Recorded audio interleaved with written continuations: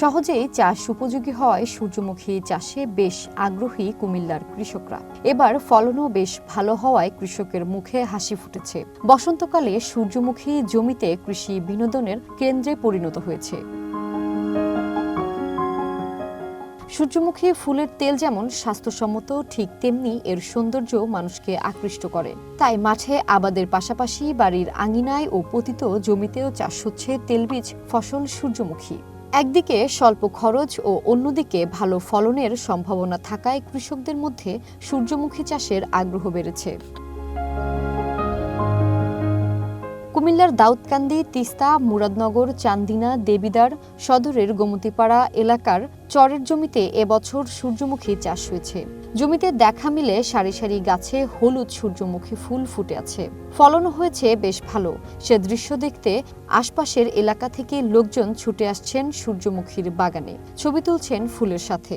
আমার কাছে অনেক ভালো লাগতেছে। তো এখানে এসে আমার কাছে খুবই ভালো লাগতেছে। আমি কিন্তু কখনো সূর্যমুখী বাগানে যাই নাই, ফার্স্ট টাইম। আমার কাছে অনেকটাই ভালো লাগতেছে। আমাদের এই জিনিসটা সবসময় ধরে রাখার করলে হয়তো ভালো হবে। এই ফার্স্ট করছে তো, নেক্সট টাইমও হয়তো আরও করলে আরও ভালো হবে। চাষাবাদের জন্য ভালো হবে আর সৌন্দর্যের জন্য কুমিল্লার একটা সৌন্দর্য। সূর্যমুখী ফুল সচরাচর আমরা কুমিল্লা শহরের আশেপাশে দেখি না, এখানে দেখলাম, অনেক ভালো লাগছে। আমি একা না, শত শত মানুষ এখানে আসে। এবছর কুমিল্লার ৩১০ জন কৃষক ১১৮ হেক্টর জমিতে প্রণোদনার প্রকল্পের আওতায় হাইসান হাইব্রিড RDS 275 জাতের সূর্যমুখী ফুলের চাষ শুরু হয়েছে, যার প্রতি বিঘায় ফলন হবে ৫ থেকে ৬ মণ, যার বাজার মূল্য ২৪ থেকে ২৫ হাজার টাকা।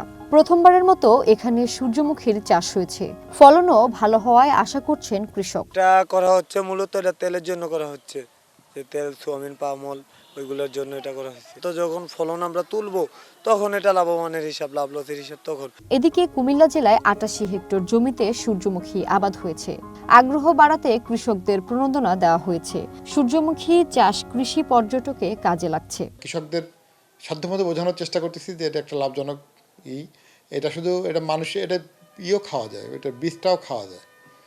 যেমন পশু পাখির খাবার তেমনি মানুষও খাইতে পারে। আবার তেলটাও ইউরিক অ্যাসিড মুক্ত। ইউরিক অ্যাসিড আপনি জানেন যে অতিরিক্ত মাত্রায় ক্ষতিকর।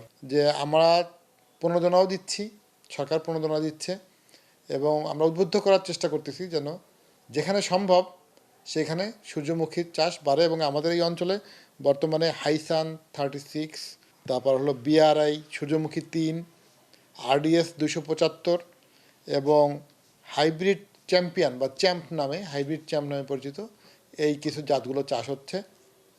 আমরাও কিছু আমাদের আঙিনায় কৃষকদের উদ্বুদ্ধ করার জন্য কিছু লাগিয়ে রাখছি আর কি। এবং এটা এমন একটা ব্যাপার, এটা যদি ঠিক মতন চাষ করা হয় এটা পর্যটন, একটা কৃষি পর্যটন হয়। কৃষি পর্যটন কেন্দ্র হিসাবে এটা কাজে লাগানো যায়। একটু সুন্দর জায়গায় নদীর পাড়ে একটু গুছিয়ে যদি আমরা অল্প কিছু সূর্যমুখী চাষ করি, একদিক দিয়ে ফলন পেলাম, একদিক দিয়ে ওইটা একটা দর্শনীয় জায়গাও হয়ে যায়। এবছর কুমিল্লা জুড়ে চলতি মৌসুমে ৪৪০ টন সূর্যমুখী তেলবীজ উৎপাদন সম্ভব হবে, যা থেকে নির্ভেজাল তেল পাওয়া যাবে প্রায় ২০০ টন। ভোজ্য তেলের আমদানি নির্ভরতা কমাতে কুমিল্লায় বাড়ছে তেলবীজ ফসল সূর্যমুখীর আবাদ। কৃষি সম্প্রসারণ অধিদপ্তরের সহযোগিতায় বাণিজ্যিকভাবে চাষ হলে আগামীতে ভোজ্য তেল, সয়াবিনের ওপর নির্ভরশীলতা কমবে বলে আশা কৃষি সংশ্লিষ্টদের। One national desk.